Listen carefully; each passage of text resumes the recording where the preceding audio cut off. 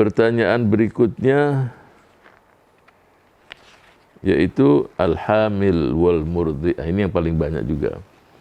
Mungkin pada pekan yang lalu sudah ada pertanyaan, mungkin tidak begitu detail ya.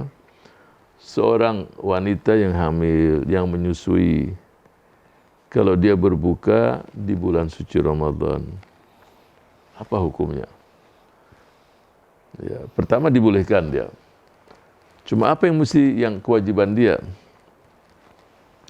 Kalau dia berbuka khawatir pada dirinya, artinya kondisinya mungkin sangat lemah, ya. Apakah dia hamil, sering muntah-muntah, nyidam, atau menyusui, ya kondisinya juga lemah juga. Di sini qiyasan alal maradha, seperti orang yang sakit, buka. Dan untuk mereka qadha.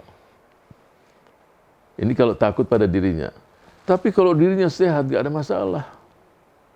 Cuma yang dikhawatirkan anaknya, yang dalam kandungan atau yang disusui. Kalau dia nggak buka, kesian nih anak-anak ini, yang di perutnya pun atau ini.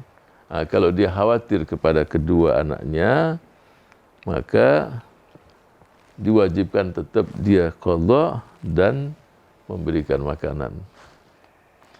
Jadi ketika kita melihat masalah ini, muncul pendapat yang lain juga. Ada yang mengatakan cukup it'am saja. Ada yang mengatakan hanya qadha. Saya inginkan kalau kita pernah mendengar masalah semacam ini, kita ambil yang ahwat. Ya, kita ambil yang kalau kita ambil hanya kasih makan saja. Tapi ada yang berpendapat tetap qadha. Dia bukan seperti orang tua, ini masih muda-muda semua, harus kuat qadha. Jadi ada beberapa ibu-ibu maunya fidyah saja. Ya, fidyah aja, ana fidyah. Fidyah itu untuk nenek-nenek, kakek-kakek. Mau dibilang nenek-nenek? Gak mau dia. Kalau nggak mau, kenapa mesti fidyah saja? Kamu masih kuat, masa umur 20 tahun, 21, tapi maunya fidyah. Nah, ini tidak benar.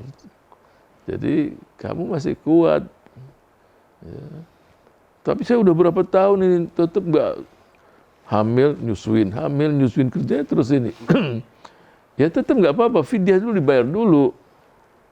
Qadhanya kan belum kan, tapi tetap dikumpulin nanti pelan-pelan. Ya, tapi fidyahnya itu sebelum berakhir tahun sudah diselesaikan. Ya, qadhanya tetap dibayar. Oh nggak selesai, tinggal 2, 3 atau 5. Ya nanti dikumpulin, tetap dibayar. Itu. Sampai mungkin di satu titik yang nggak mungkin lagi dibayar, mungkin, tapi itu kan jarang. Jadi yang paling ahwat, yang paling aman adalah mengqadha puasa dan bayar fidyah. Pertanyaannya fidyahnya apa? Ya, fidyahnya itu, ya kalau kita di Indonesia ini kan beras. Ya, beras itu sekitar 1 mud lah. 1 mud itu, kalau 1 sa' itu arba'atu amdad. 1 mud mungkin nggak sampai 700 gram, 600 sekian lah. Satu sa' itu 2,5 kilo, kurang lebih. Tapi yang paling bagus adalah punya 2 pilihan lah, ngasih beras atau ngasih it'am, kasih makanan sudah. Sebab orang-orang fakir ini kan lebih enak dikasih makan langsung. Ya, kasih makan dia, kasih makan, udah selesai. Ya, tapi kalau mau dikasih beras pun sah juga, pilihan ada, mau ini juga silakan. Ya. Mungkin kalau kasih beras 1 kilo lah.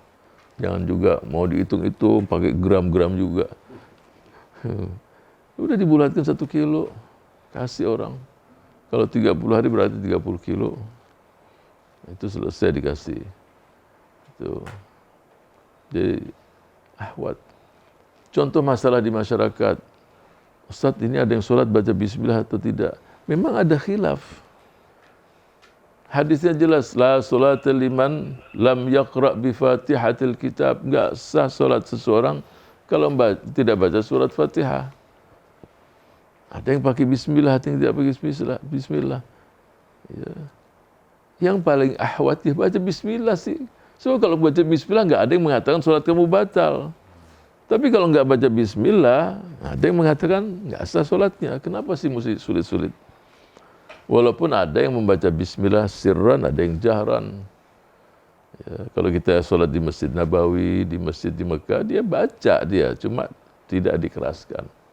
Nah, kalau dalam mazhab Syafi'i, mau sirran atau jahran, kalau sirran dia bacanya sirran, kalau jahran dia jahran juga. Jadi ketika kita dapetin masalah, itu upayakan cari yang hurujan minal khilaf. Jadi kalau kita laksanakan, semua juga setuju.